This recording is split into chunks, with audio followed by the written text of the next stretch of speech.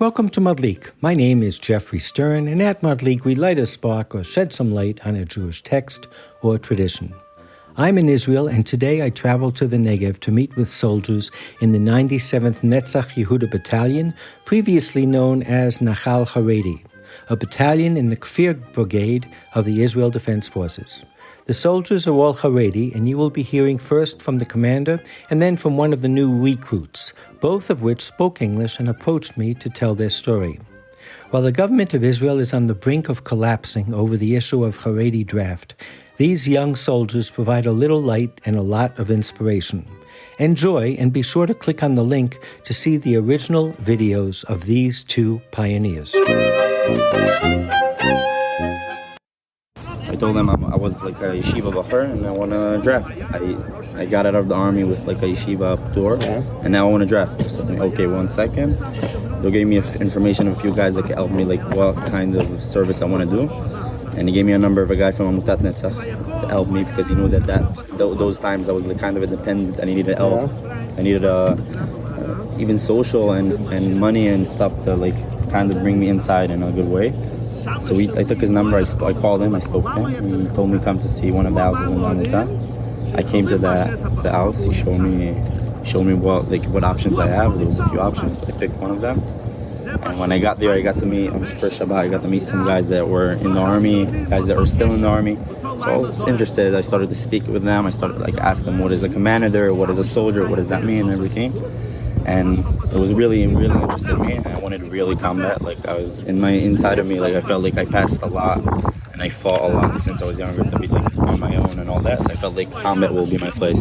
So I asked them a lot about that. They told me, listen, it's hard. We don't know if you're gonna make it or not. So it made me a lot more want to go into it. And then I tried to get in that month, but that date of drafting was full amount of people. So I went into the next one. It was 4 months after. How long ago was this? It's 4 years, almost 4 years ago.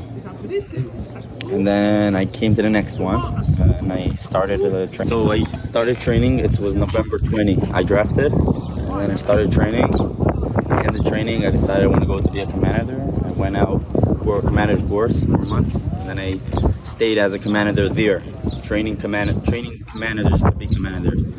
And then I ended with them. I went out to the officer course for 8 months. I was done there, and then I came again to training as an officer. And I trained the team 8 months. I ended with them. I went up to the unit. That's Yehuda. I was with them 8 months. We started up in Syria, doing there some ambushes and catching people that were coming close to the border.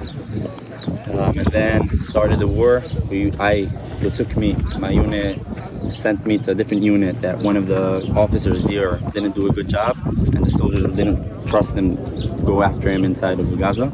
So they took me to change him, and I went with that team 3 weeks in Gaza. We fought there it was in central Gaza, like in the place where it's called the Netzarim. That was in the beginning, where when we cleaned the places there, let all the trucks and cars get in. That's where they blew up the big wheel. That was a big Ferris we got there. It was when it was still there. My son was when they blew it up from some kind of. Yeah. What happens when you're shooting missiles?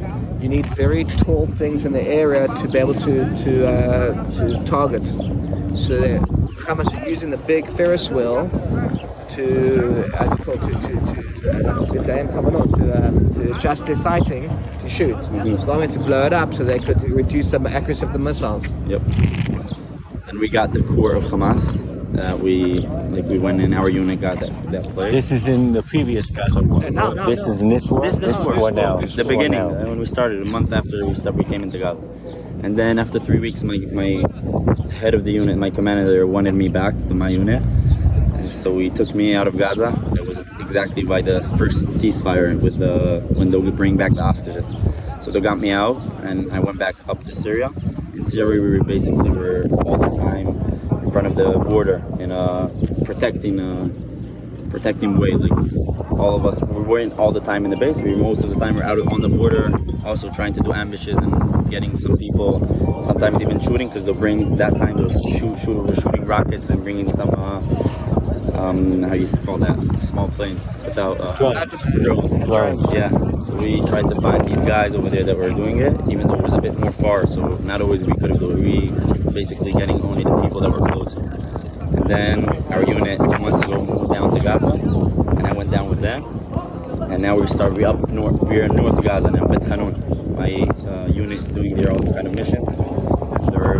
The terrorists are getting back there. By the beginning, we kind of like wiped it out, and now they're getting back and trying to continue to fight and shoot from Beit Hanun, and that's where my unit is doing the missions. And then I came back 2 weeks ago to the training school, which is the Bia Samach Mabez. So would you say that most of the candidates and the soldiers that come in have a story similar than you, or what kind of stories are there? I believe that 50% of the people here have like similar stories of me. I believe that 50% of the soldiers that are sitting here have stories like me. They didn't fit in, it wasn't working for them. Didn't fit in, wasn't working. You can make the argument that had you not come into the army, you might not be religious today. You might have It would be a lot more harder. Yeah. Not only religious, I'm talking about, who knows, drugs. A well-adjusted human being, yes. Yeah. So, is that a catering truck over there? That's, I think, a truck, how you say, a cool truck. And there's food over there, and every morning they'll bring out like chocos, cheese, and all these stuff. So how is this different than the normal Israeli army? There are no women here. Yeah, what other adaptations have to be made to make this work? So in the training school, it's a bit more strict than the unit itself.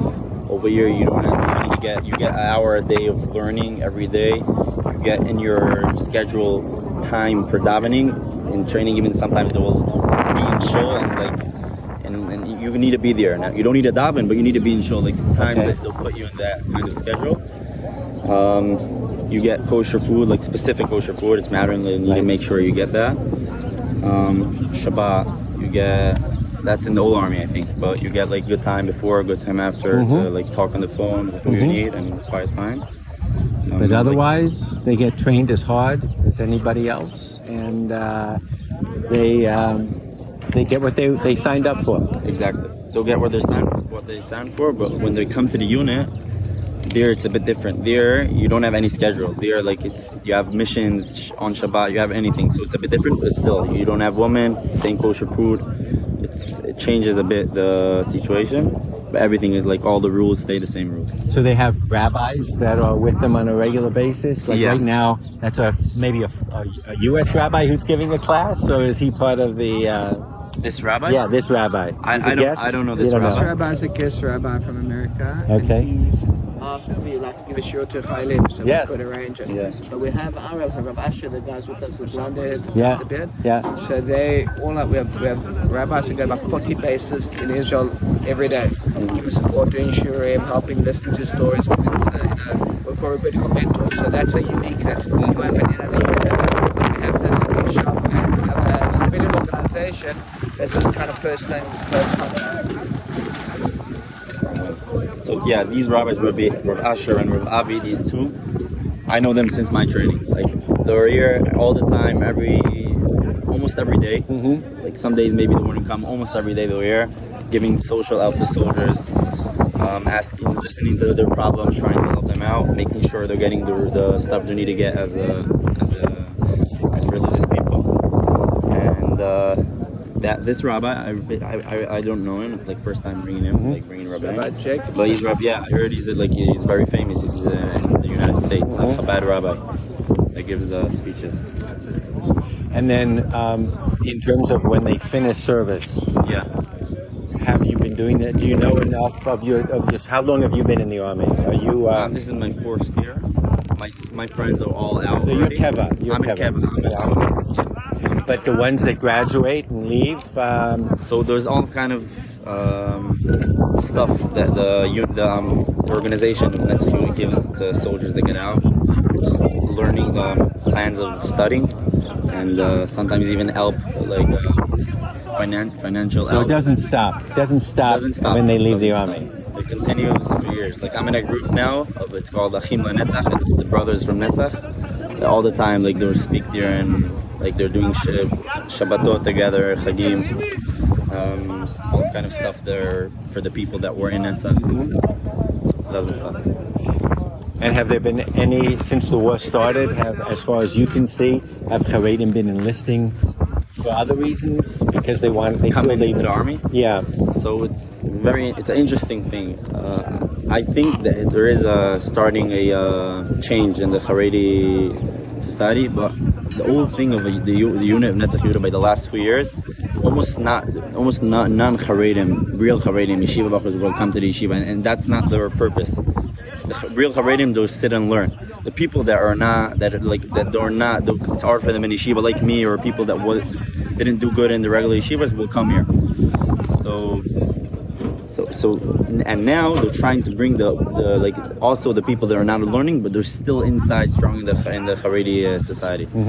But it's not easy because these people, it's kind of to leave what the society believes in. So the change that they're starting to do now is to make the change in what the society thinks. To get these people, yeah. It takes role models like you. Yeah, you're a chalutz. Yeah. I mean, if you think people that came to Israel, my wife's grandfather came, his whole family wrote him off. He said, you're not getting a group, you're going to Israel. We have a beautiful life here. And they all didn't survive. So you're a chalutz. יישר כוחך. תודה. כל טוב.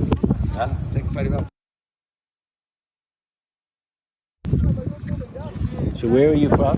Crown Heights. And what's your name? Zalman Schultz. Zalman Schultz. I went to yeshiva, they called me Shlomi.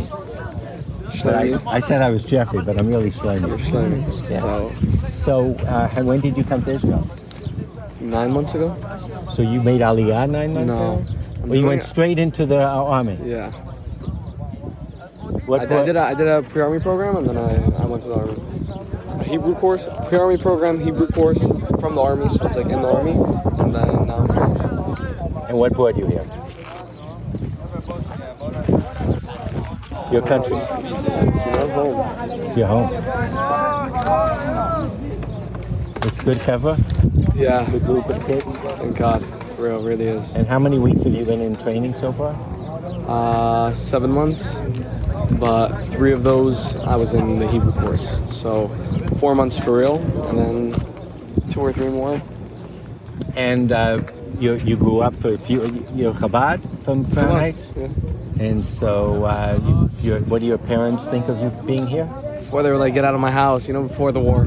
And then the war started, and they were like, oh, you could come back if you want, You know Rabbi Gutman?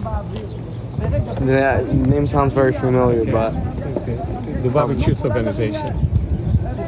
I probably know him by face. What's the name again? Rabbi Gutman. Sounds familiar, but I know him for many, many years.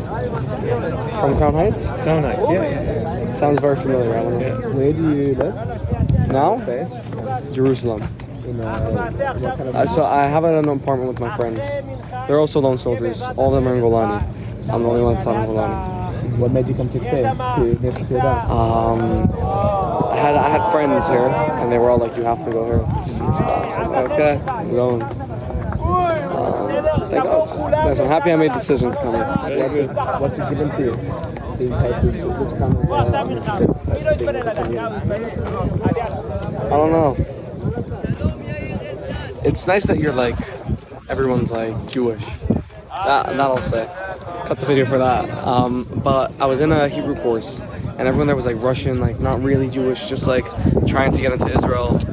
Or like there was a lot of like Arabs, like that are from Israel. So I was like, I didn't feel Jewish there. I was like, whoa, what am I doing here? And then I was just like, okay, I have to be with Jews. The rabbis are kind of involved in watching. Yeah, no, they're always there. Always talking to us. Never really help with anything. This is one of my commanders here. He also speaks English. He's from the 5 towns. We already talked to him. My mother's from the 5 towns. My mother's from the 5 towns. I went to Yeshiva Tov Das, Betelio and East 9th. You don't know where that is? That's in Flatbush. Yeah, that's Flatbush. I'll tell you. My mother used to live right near there. Yeah. Wow. So you're So a small world. yeah, you're a Brooklyn. You're a Brooklyn boy. I take that as a compliment. That's nice. I like that. He's a Brooklyn boy, just like me. Yeah. Happy? Yeah. Not a lot of Brooklyn boys. Got a 5 towns boy. Any more Brooklyn boys? He's not a Brooklyn Shalom. boy. שלום, אני ג'פרי. ג'פרי, נעים מאוד. יונתן. Jonathan. Where are you from?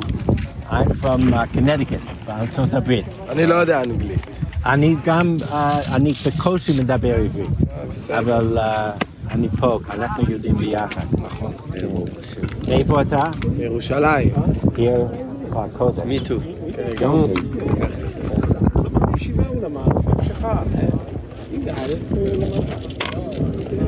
עכשיו הם מתחללים ואתה רוצה לדבר איתנו. לא, אני התפללתי כבר, המפקד כבר פתח לנו.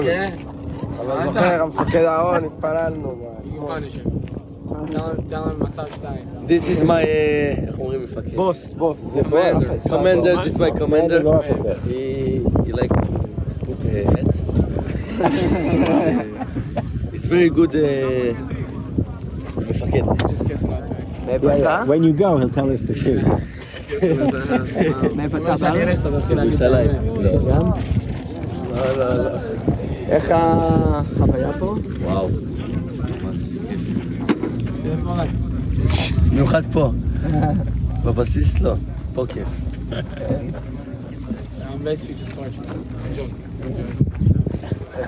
סליחה, יש מצי שיחה. ואיך